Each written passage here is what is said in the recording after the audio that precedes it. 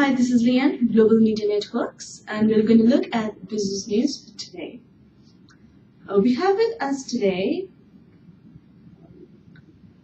Lanka Holdings PLC acquired 50% stake in Sun Holidays India Private Limited, a company duly incorporated in India, and it is a global destination management and representation company for a consideration of $915,000 US.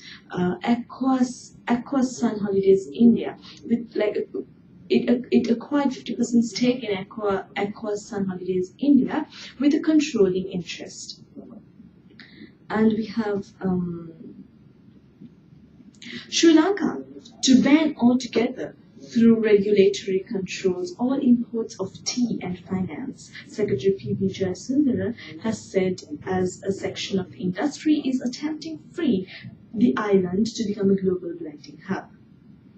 Treasury Secretary P.B. Jayasundara, speaking at a dealer conference of Dilma, a top Sri Lanka-based tea brand, said all existing imports of tea could be phased out over the next 3 years.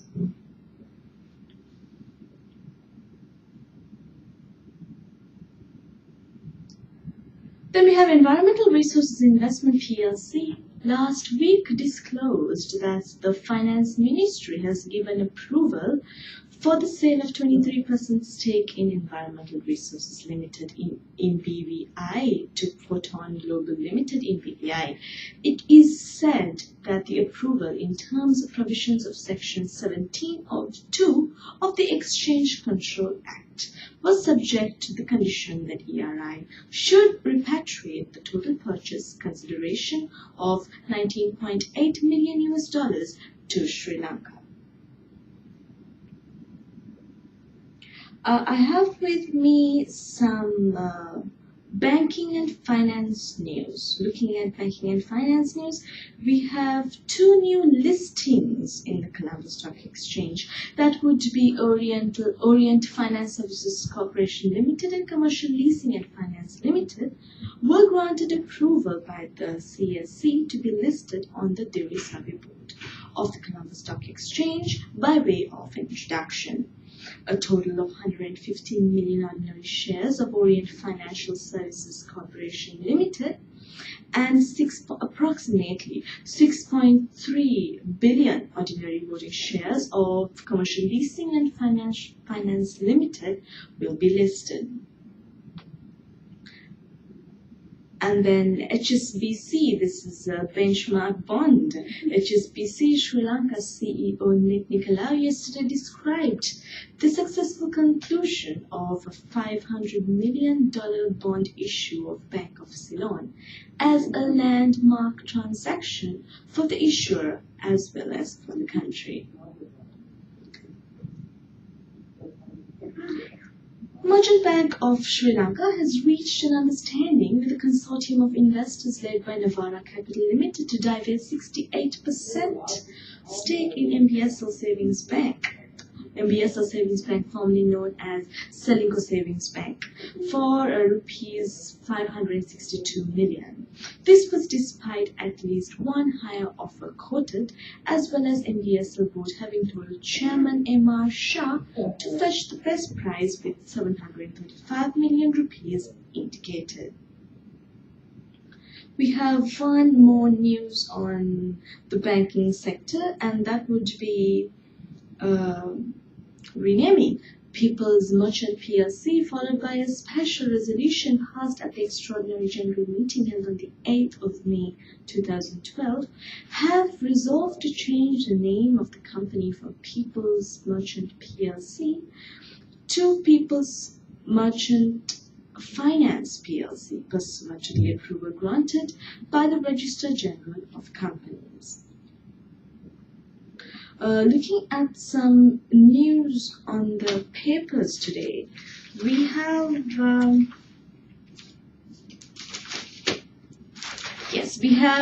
some corporate results with us.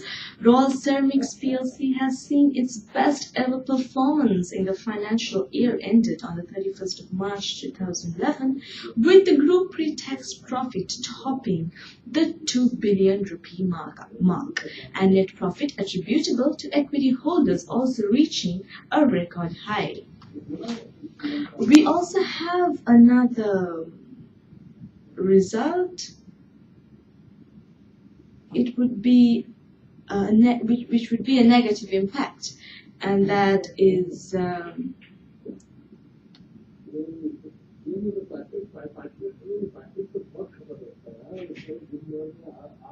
yes, Amana Takaful. Sri Lanka's Amana Takaful has recorded a 109.3 million loss during the financial year 2011, owing to the impact caused by increased claims and volatility in investments.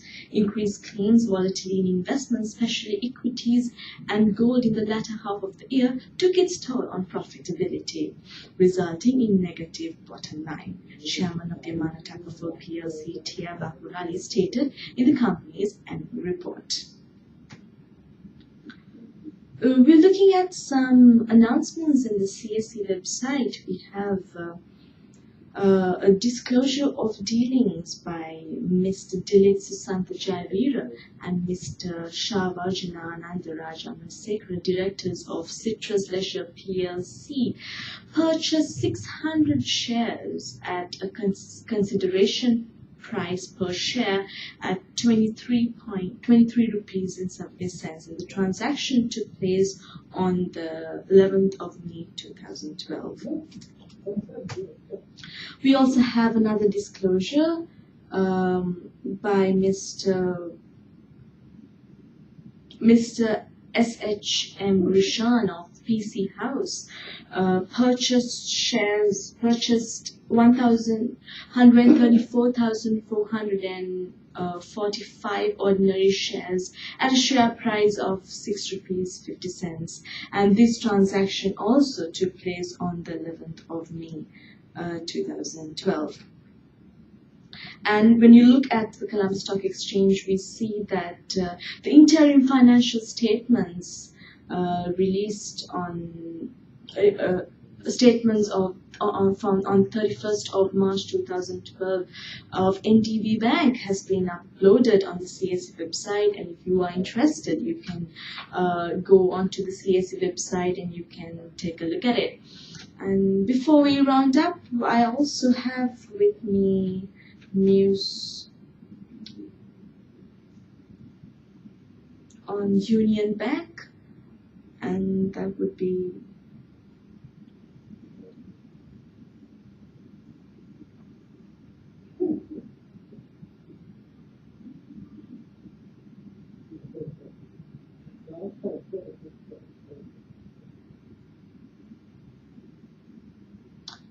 branching out. Yes, Union Bank of Colombo is to Union Bank, chairman of Union Bank of Colombo, that is Ajita de Soiza, says the bank will continue with its aggressive bank branch expansion strategy by opening at least 10 new branches island-wide in 2012. We also continue to focus on acquisitions and mergers as well as strategic partnerships, as well as a part of the overall strategic intent, Soiza said. Last but not least, we have